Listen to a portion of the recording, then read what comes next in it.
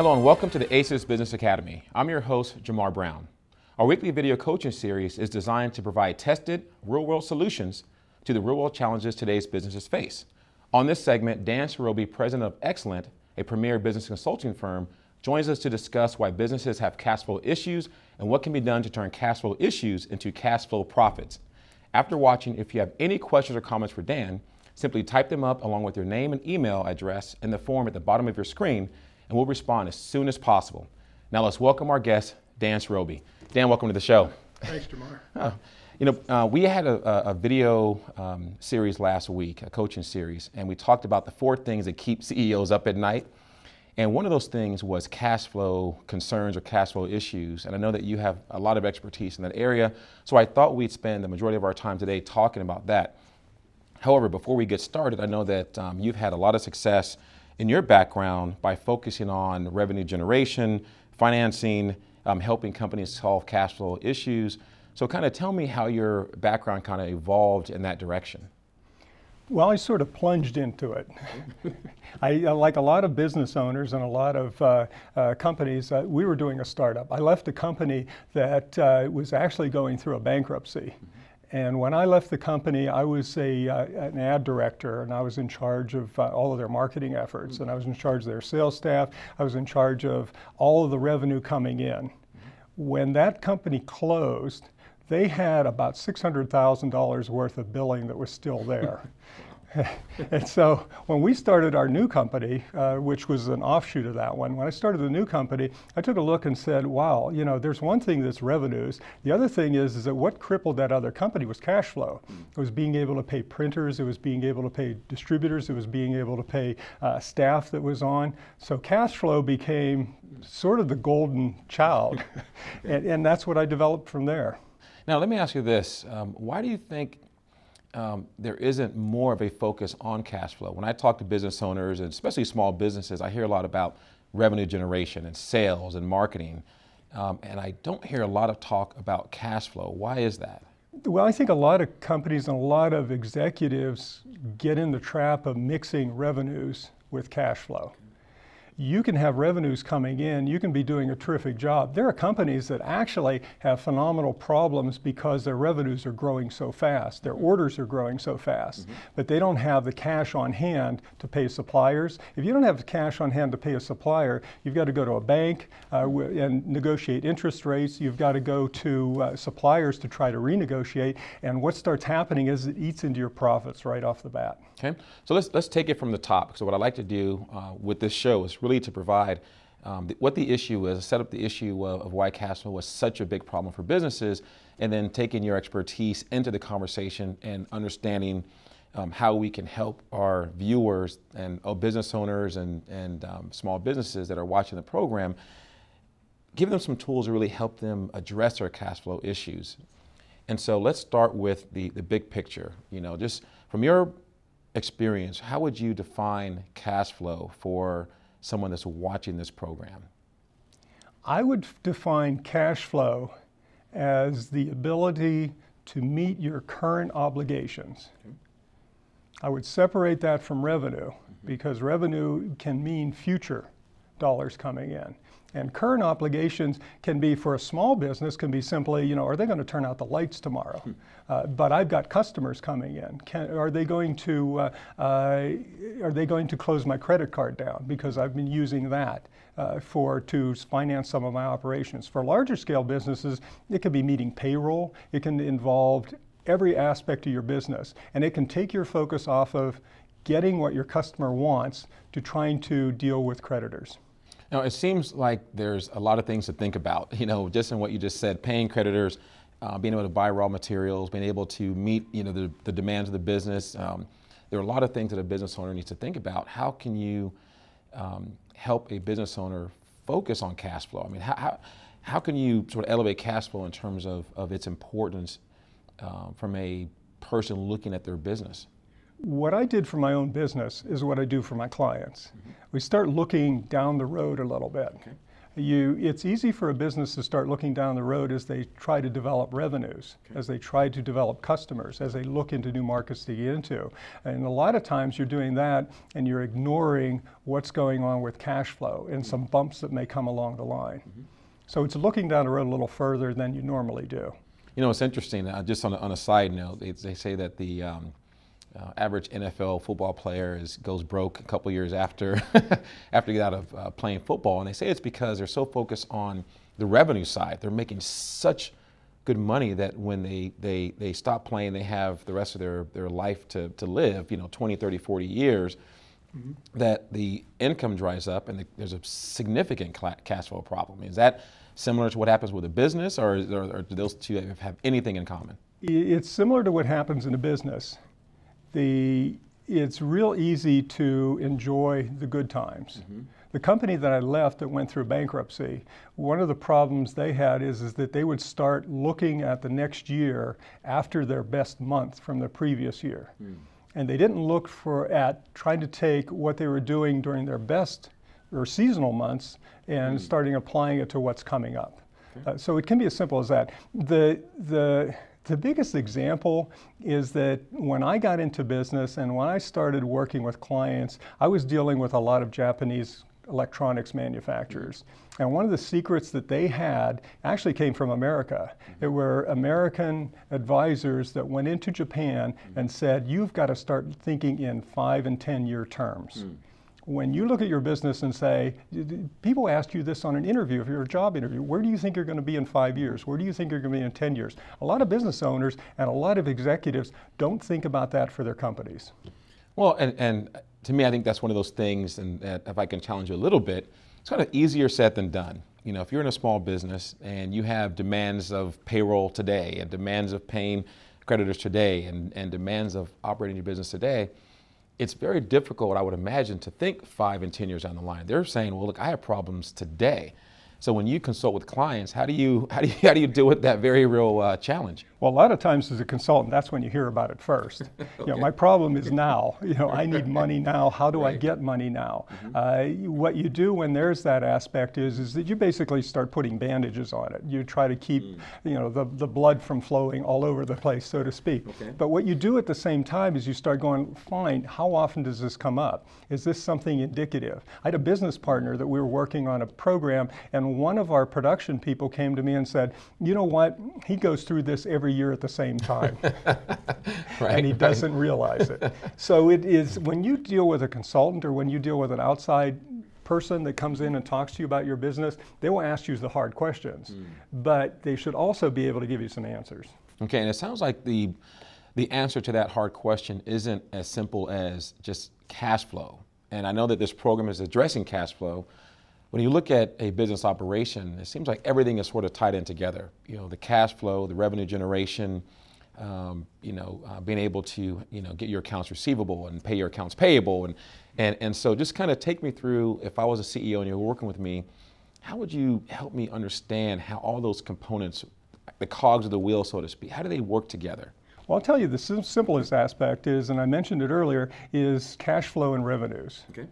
Cash flow is the money that's actually coming through you at the time. If you're doing, now I'm going to get into a little bit of accounting terms. I'm not an accountant, by the way, so go to your accountant and get accounting advice. And same thing, go to an attorney and get attorney's advice. But when you're dealing with revenue and you're dealing with cash flow, revenue can be, if you're on an accrual basis, what a lot of businesses do is they start charting things. Even if you're getting cash for what your services are or what your products are, you're thinking down the road and you're getting orders in. And the biggest challenge for anybody with this aspect is trying to predict what the orders are going to be down the road.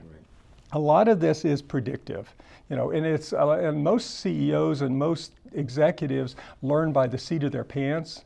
They learn by looking around. They learn by trying to figure out what their competitors have done to handle the same situation. That's what I do, is I start talking to them about how their competition is working. Is your problem indicative to your business, or is it indicative to what's going on in your part of the market? That's a very good point in terms of, and I call that getting to the root cause of the problem. As you mentioned earlier, a lot of companies want to put Band-Aids on issues when the real problem might be something much deeper than that.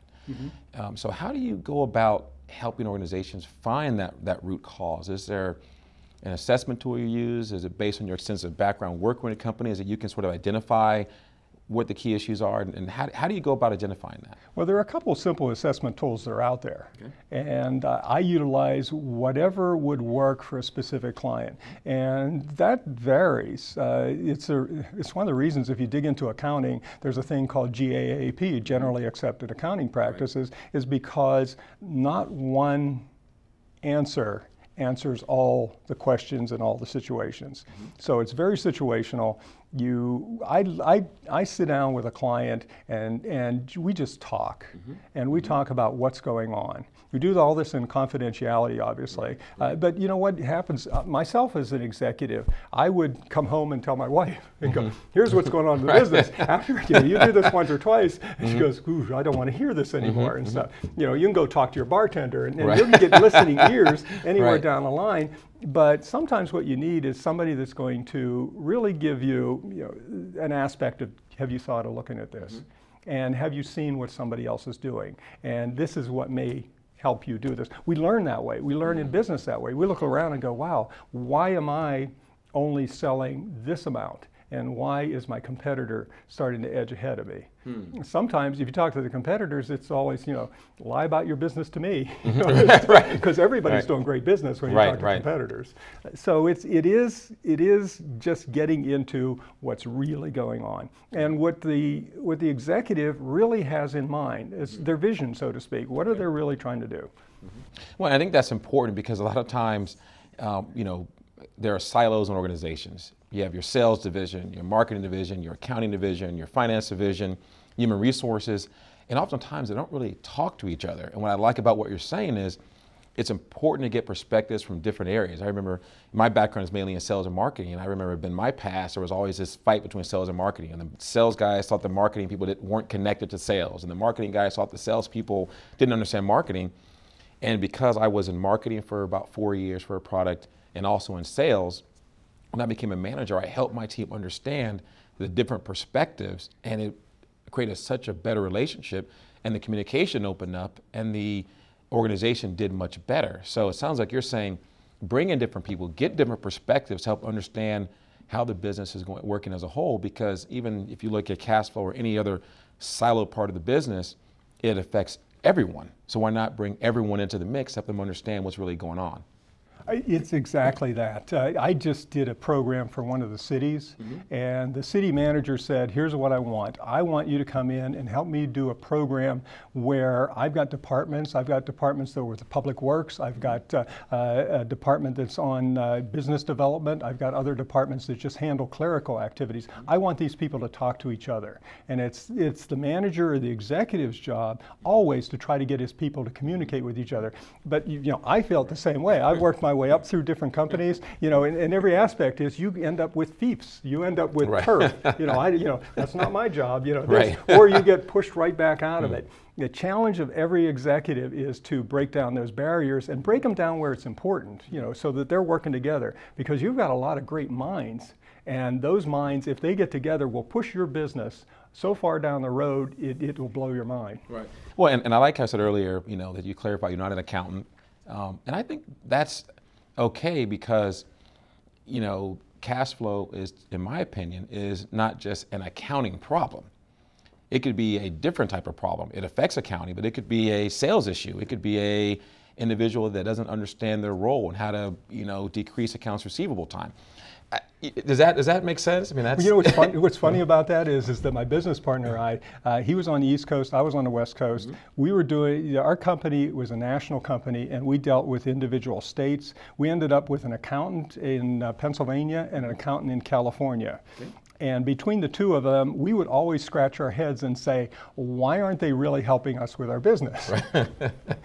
And the gist of it is that they would answer the questions that we had. They would tell us what fits within guidelines, tax guidelines, accounting guidelines.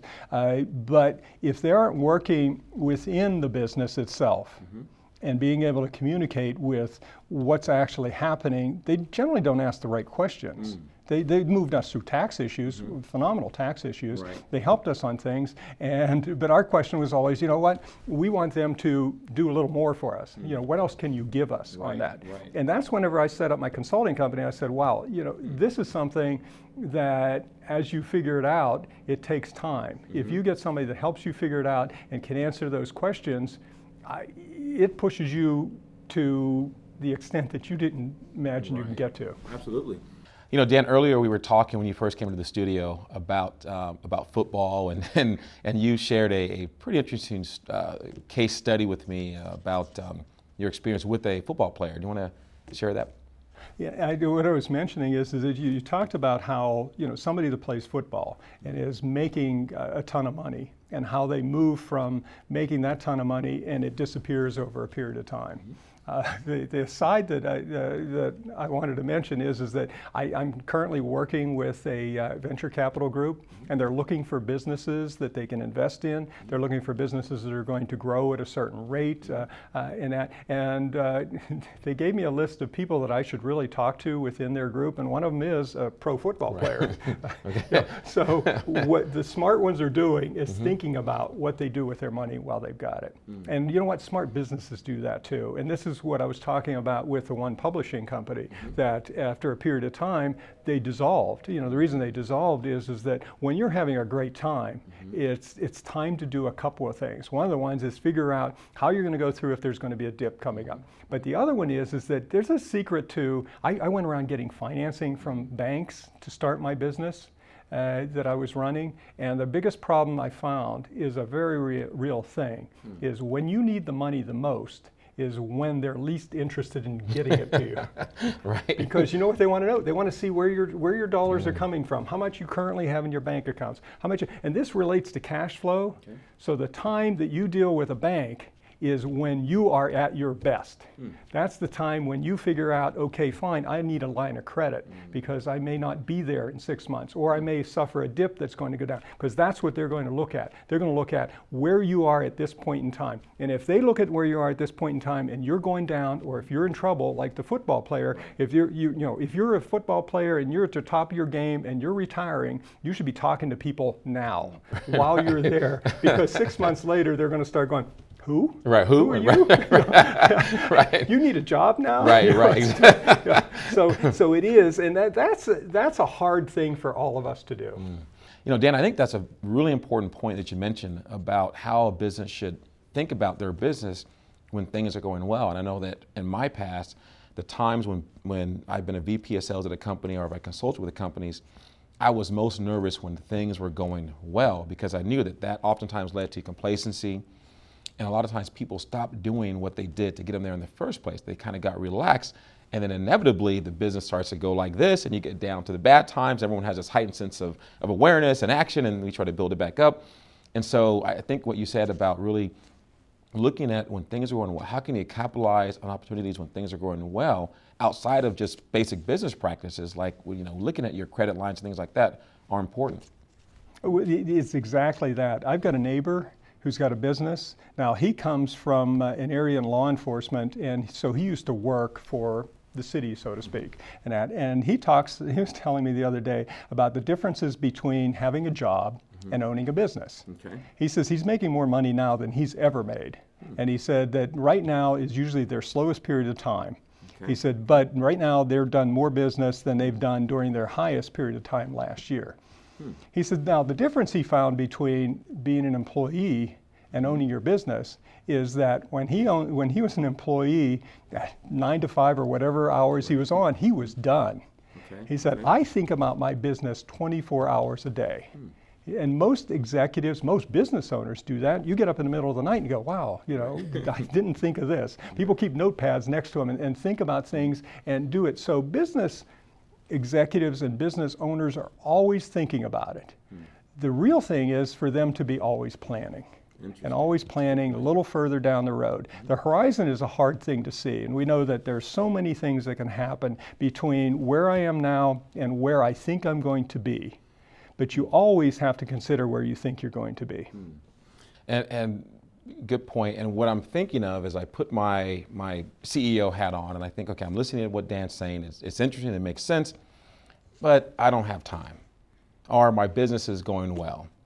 Or I don't want to invest in another consultant to come in and look at my business. And so tell me about the challenges that you face in working with organizations and how can you get someone to deal with those objections, get over those objections, and move forward with really helping their business be as healthy as it could be? Well, the biggest challenge is the one you just mentioned. I was there too. You know, we owned a business, and I own a business currently. And it is the easiest thing to do is, and I don't know whether it's a natural human tendency or not, is to figure out, I'll solve this myself. Or I've gotten to where I have gotten to by myself. I don't need somebody else. You know, if you really looked around, if that business owner or that executive looked around, they are using other people. They do have people that they talk to. What's the difference between talking to I'd rather say than a consultant, I'd rather say a specialist, is somebody that has had experience. If you want to climb a mountain, would you talk to people who live down the street from you? Would you talk to your wife? Yeah, about different things. I want to do this. But where would you really learn from? You'd like to talk to somebody that climbed the mountain. And maybe you'll do things differently and learn from, well, you know, I didn't quite make it, or I got here and this is what stopped me. But that's how you learn and that's how you develop a business. And Dan, based on your background, you have climbed many mountains and can now help other business owners really do the same thing. I know your experience in the public sector, the private sector with government and nonprofits, and you've really helped a lot of businesses grow significantly and to become healthier. I think that's a better way of saying it. Become healthier, because growth doesn't always mean the business is healthy. So I think looking at cash flows and other aspects of the business, really to assess the health of the business and to help them maintain their sustainability. So now let's before we wrap up the show, I want to give our viewers a good sense for how do you go in and work with a client? What is the process? What can somebody expect when they call Dan Cherobi and say, Dan, I think I need your help? The biggest thing you expect is that, first off, is that it's all under confidentiality. I'm not your wife, I'm not your bartender, I'm not your accountant, and I'm not your attorney, but I want to know what you're thinking, and I want to know what direction you really want to go in. I want to know what's bothering you about it. I want to know what you think may happen around the corner. I want you to tell me what you're actually trying to achieve. So the process starts there, and that's a meeting. That's sitting down and going through, what's your business all about? How do you make your money? Are there money that you are seeing that's disappearing, that either through payments or something like that you don't have control of?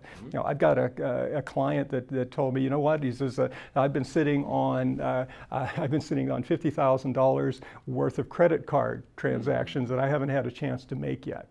And when you look at that from a standpoint of how the numbers work out, are these going to dissipate? If I pay for something on my credit card, my bill comes back up. Right. I got an opportunity to change that and to say, wait, I'm going to challenge this and that. So timing, it ties into cash flow in terms of how you're processing your business through.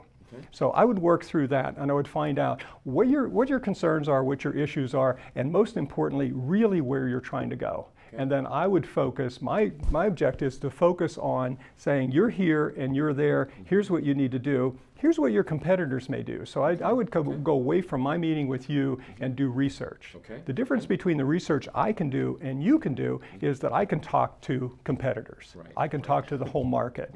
I do come from a magazine area. I do come from working in a court system. So my background is research and investigation, tying into the dollars and cents. So I can come back to you and say, you know what, you want to go there, your clients or your competitors are trying to go there, or your clients or your customers may not want to be there. They may want to be doing something differently. So I would come back to you and say, here's what you may not be seeing, or here's what you might be missing.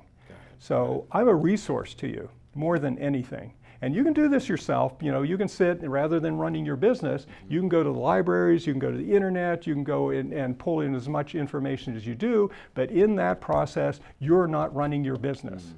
My promise to my clients is that when we are moving this way, you're conducting your business and I'm bringing you information that's growing your business or solving your problems so that your business does. And that's how I get paid, and that's why you would pay me, and that's why you would pay a consultant to do it. Not just to sit down and go, oh, this is a problem, we all have it. I might as well be selling you drinks. Right. Well, it's interesting. And one of my mentors who owns a very successful business always tells me, he says, Jamar, you want to work on your business, not in your business. And I think that is exactly what you're saying, is that your services allow CEOs and managers and owners to work on their business, to go out and get additional business, to focus on growing their business, to focus on their vision and their mission and their values.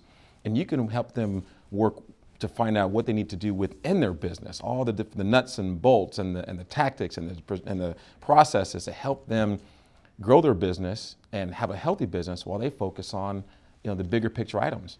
It's kind of funny is that when we started up our business, my partner and I years ago, we met with an attorney who was an actual friend of mine prior to that, and he specifically did corporate law. And again, I advise anybody to have and access to or know about an attorney before you need one. Right.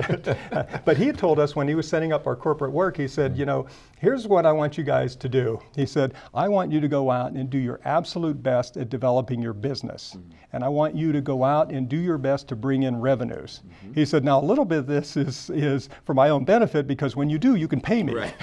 He said, but the other thing is, you shouldn't be focusing on this. You should be developing your business. And you should understand that this is being taken care of. And you should understand what's going on as well.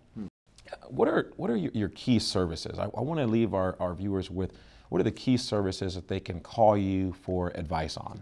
Okay, my key services really are in working with a client as an individual and developing their business. So my service in that respect is to do research that supports them. My services include helping them set up plans. My services include, if they are looking for finances from a particular area or a particular, I mentioned that I'm currently working with a venture capital company. If they're looking in that direction, I'm doing the legwork for them, and I'm looking at what their best way to get there is. My promise to my clients is that I will succeed when they succeed. And that's what I really want people to know is that I will be in business with them. And the biggest benefit of that is that I'm not an owner of the company, right. So they reap the ultimate rewards out of that. Dan, thank you very much. It was a very informational, educational session. Thanks, thank you. Thank you. And you've been watching Turning Cash Flow Problems into Cash Flow Profits with our guest, Dan Cerobi, President of Excellent. If you have any questions or comments based on what you've learned in this segment, just submit them along with your contact information using the form at the bottom of your screen. For additional information you may find useful, please visit our resources page for additional videos and content. Also, if you're interested in speaking directly with a consultant about solutions specifically tailored for your business, such as Dan Cerobi, the ACES Consulting Alliance includes a host of knowledgeable professionals with expertise in management, sales training, marketing, advertising, social media, human resources, and a whole host of other areas. For more information, call us at 951-781-8624 or visit acescalifornia.org and click on the Contact Us tab. I'm Jamar Brown, and I want to thank you for watching this weekly coaching series from the ACES Business Academy.